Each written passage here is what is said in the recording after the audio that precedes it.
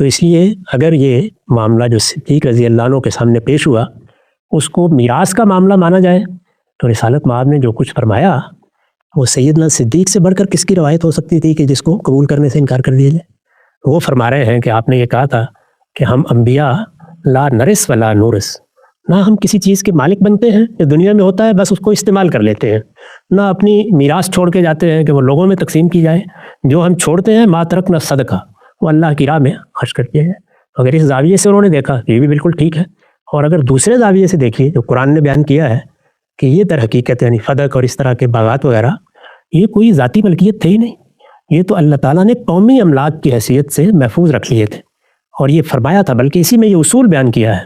یہ بھی بتایا ہے کہ کیوں قومی املاک رہنی چاہیے۔ سورہ حشر میں ہے تو اس میں پوری بات بیان کی ہے کہ قومی املاک جیسے زمین ہے، جس طرح زمین کے خزانے ہیں، تو یہ فرمایا ہے کہ یہ قومی املاک کی حیثیت سے رہنے چاہیے، کیونکہ اگر تم ان کو نجی ملکیت میں دے دو گے تو لکیلا دولتم بین الاغنیاء منکم، ایسا ہوگا پھر کہ یہ تمہارے اغنیاء ہی میں گردش کرتے رہیں گے، یعنی نجی ملکیت پہ دے دو گے تو تھوڑا عرصہ نہیں گزرے گا کہ چند ہاتھوں میں چلے جائیں گے اور انہی کے ہاتھوں میں جائیں گے جن کے لیے اللہ تعالیٰ نے غنی ہونے کے مواقع پیدا کر دیے ہوتے ہیں، کیونکہ دنیا میں اس کے کچھ قوانین اور اصول چل رہے ہیں، تو ان کو قومی املاک رکھا جائے۔ یہ قومی املاک کی حیثیت سے رسالت پاک صلی اللہ علیہ وسلم کے پاس تھے، اور اس میں خود اللہ تعالیٰ نے بتا دیا تھا کہ آپ اس میں اپنے اخراجات بھی پورے کریں، اپنے اعزاء اقربا کے اخراجات بھی پورے کریں۔ تو اس کے بارے میں اگر یہ تاثر پیدا ہو گیا کہ یہ کوئی ذاتی ملکیت ہے، یہ بھی ہو سکتا ہے، تو اگر سیدنا صدیق نے قرآن کی اس آیت کو سامنے رکھ کر ان کو قومی املاک کی حیثیت دی اور ان کے بارے میں وہی فیصلہ کیا جو حضور نے اپنے لیے کیا تھا، صورت میں بھی ٹھیک ہے۔ تو آپ قرآن کے زاویے سے دیکھیے اور ان کو قومی املاک کی حیثیت سے سامنے رکھ کر رائے قائم کیجیے، تب بھی سیدنا صدیق ہی کی رائے درست معلوم ہوتی ہے۔ اور اگر میراث کے معاملے میں جو کچھ انہوں نے فرمایا ہے اس کو سامنے رکھیں تب بھی قرآن کی روشنی میں بالکل ٹھیک ہے۔ تو میرے نزدیک اگر آدمی جذبات یا تعصبات میں مبتلا نہ ہو تو استدلال کی بنیاد پر تو سیدنا صدیق کی رائے پر کوئی ادنا اعتراض نہیں کیا جا سکتا۔ غامدی صاحب سے سوال پوچھا گیا کہ قرآن مجید میں تو میراث کے احکام واضح لفظوں کے اندر موجود ہیں، اس میں نبی اور غیر نبی کی کوئی تخصیص نہیں ہے کہ انبیاء کی وراثت نہیں ہوگی یا رسول اللہ صلی اللہ علیہ وآلہ وسلم کی وراثت تقسیم نہیں ہوگی۔ قرآن مجید میں عام بات کی گئی ہے کہ جو بھی شخص دنیا سے چلا جائے اس کی وراثت تقسیم ہوتی ہے، خواہ وہ نبی ہو یا غیر نبی، اس کی کوئی تخصیص موجود نہیں ہے۔ تو سوال یہ پوچھا گیا کہ غامدی صاحب جب آپ کا منہج یہ ہے کہ قرآن مجید کو ہر چیز سے مقدم رکھا جائے گا، تمام روایات سے، قرآن مجید مہیمن ہے، قرآن مجید حکم ہے، اور یہ بات غامدی صاحب نے اپنی کتاب المیزان کے اندر واضح لفظوں کے اندر اس بات کو لکھا ہے، تو سوال یہ کیا گیا کہ غامدی صاحب پھر آپ ایک روایت کی بنیاد پر کہ جو خبر واحد ہے لا نورث ما ترکناہ صدقہ، کہ ہم وارث نہیں بناتے، جو کچھ ہم چھوڑتے ہیں وہ صدقہ ہوتا ہے، یہ ایک روایت ہے، اس روایت کی بنیاد پر کس طرح سے آپ قرآن مجید کے عمومی حکم میں کہ جس میں کوئی تخصیص نہیں ہے نبی کی اور غیر نبی کی، اس میں یہ ہے کہ وراثت تقسیم ہوگی، آپ تخصیص کیسے کرتے ہیں کہ رسول اللہ صلی اللہ علیہ وآلہ وسلم کے بعد آپ کی وراثت تقسیم نہیں ہوئی؟ اور حضرت فاطمہ الزہرا سیدہ البتول علیہ السلام انہوں نے جو حضرت ابوبکر رضی اللہ عنہ سے مطالبہ کیا ہے اپنی وراثت کا، یعنی اپنے بابا جان محمد صلی اللہ علیہ وآلہ وسلم سے جو مال آپ نے چھوڑا کہ یہ اس کی وارثہ میں ہوں، یہ جو مطالبہ حضرت ابوبکر سے کیا اور حضرت زہرا علیہ السلام نے قرآن مجید کو بنیاد بنایا، اساس بنایا، اس کے جواب میں حضرت ابوبکر نے روایت پیش کی ہے، قرآن مجید کی آیت نہیں۔ تو سوال یہ ہے غامدی صاحب کہ آپ کا منہج تو یہ ہے کہ ہم قرآن مجید کی آیت کو لیں گے اور اس کے مقابلے میں روایت اگر اس سے ٹکرا رہی ہے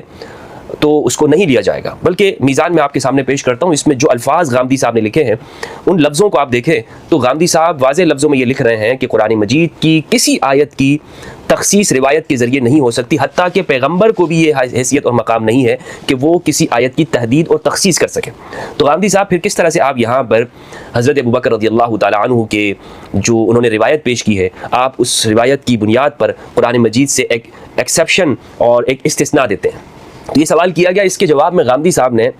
اپنے مسلکی تعصب کو بنیاد بناتے ہوئے اپنے فرقے کو بچانے کے لیے انہوں نے قرآن مجید کے احکام میں ہی تبدیلی کر دی۔ غامدی صاحب کی اس بات کا جواب آپ کے سامنے پیش کرنے جا رہا ہوں، اور غامدی صاحب نے اپنی 40 سالہ محنت کو ضائع کر دیا، یعنی بجائے اس کے کہ وہ قرآن کے ساتھ کھڑے ہوتے اور وہ یہ کہتے کہ ہاں میں بھی سیدہ زہرا کے ساتھ کھڑا ہوں، کیونکہ میرا غامدی کا موقف یہ ہے کہ قرآن ہر جگہ پر حاکم ہے، قرآن ہر جگہ پر سب روایات کے اوپر رہے گا، قرآن ہر چیز کے اوپر فیصلہ کرنے والا ہے۔ تو غامدی صاحب جرأت کا مظاہرہ کرتے ہوئے اور فرقوں کی تعصب کو بالاتاق رکھتے ہوئے وہ یہ بات کرتے کہ جناب میں بھی یہاں پر حضرت ابوبکر رضی اللہ عنہ اور سیدہ زہرا البتول علیہ السلام کا اس معاملے کے اندر میں سیدہ کے ساتھ کھڑا ہوں، کیونکہ سیدہ نے قرآن مجید کی آیت کو پیش کیا ہے۔ یہ गांधी साहब जुर्रत का मुजाहरा करते हुए ये बात करते, लेकिन नहीं, उन्होंने सारे मफहूम को तब्दील करते हुए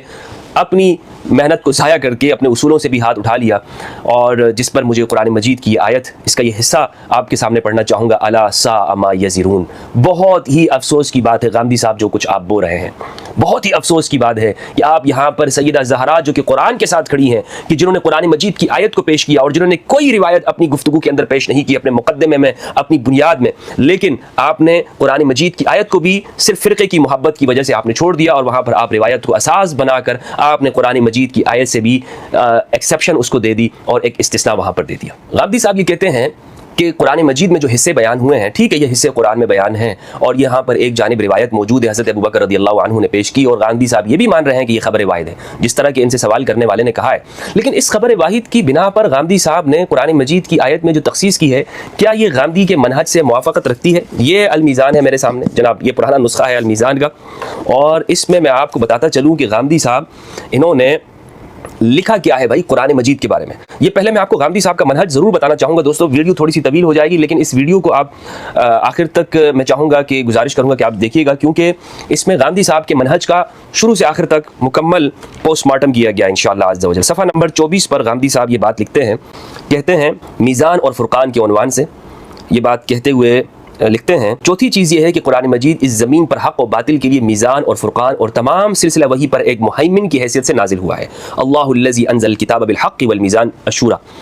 अगले सफ़े पर ये कहते हैं कि पहली बात ये है कि कुरान से बाहर कोई खफ़ी वही या जली, यहाँ तक कि खुदा का वो पैगम्बर भी जिस पर यह नाजिल हुआ उसके किसी हुक्म की, इसके किसी हुक्म की तहदीद व तखसीस या इसमें कोई तरमीम व तगय्युर नहीं कर सकता। ये गांधी साहब लिखते हैं किस चीज़ के अंदर? कुरान मजीद की आयत के अंदर। और तवील इसके ऊपर इन्होंने बात की, कहते हैं ये दोनों बातें कुरान के मीज़ान और फ़ुरक़ान का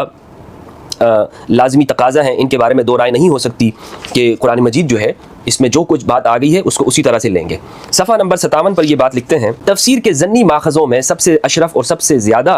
पाकीज़ा चीज़ ज़ख़ीरा अहादीस व आसार है। अगर इनकी सेहत की तरफ से पूरा पूरा इत्मीनान होता तो तफसीर में उनकी वही अहमियत होती जो अहमियत सुन्नत मुतवातिरा की बयान हुई, लेकिन इनकी सेहत पर इस तरह का इत्मीनान चूँकि नहीं किया जा सकता, इसी वजह से इनसे उसी हद तक फ़ायदा उठाया जा सकता है जिस हद तक ये उन क़ती उसूलों से मुवाफ़िक़ हों जो ऊपर बयान हुए हैं। जो लोग अहादीस व आसार को इस कदर अहमियत देते हैं कि उनको खुद कुरान पर भी हाकिम बना देते हैं, वो ना तो कुरान का दर्जा पहचानते हैं ना हदीस का।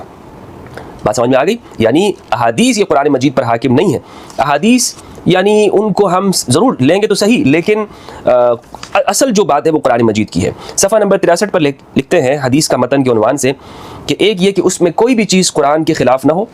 कुरान और सुन्नत के ख़िलाफ़ ना हो, और दूसरी ये कि इल्म व अक़ल के मुसल्लमात के ख़िलाफ़ ना हो। सफ़ा नंबर 64 और 65 पर उन्होंने लिखा है कि कुरान निगरान है, हक़ व बातिल में इम्तियाज़ के लिए उसे हकम बनाकर उतारा गया है, लिहाजा ये बात तो मज़ीद किसी इस्तिदलाल का तकाज़ा नहीं करती कि कोई चीज़ अगर कुरान के ख़िलाफ़ है तो उसे लाजिमन रद्द होना चाहिए। 65 पर लिखते हैं, दूसरी चीज़ ये है कि हदीस को कुरान की रोशनी में समझा जाए। दीन में कुरान का जो मकाम है वो हम इससे पहले बयान कर चुके हैं। नबी सल्लल्लाहु अलैहि वसल्लम ने अपनी हैसियत नबूवत और रिसालत में जो कुछ किया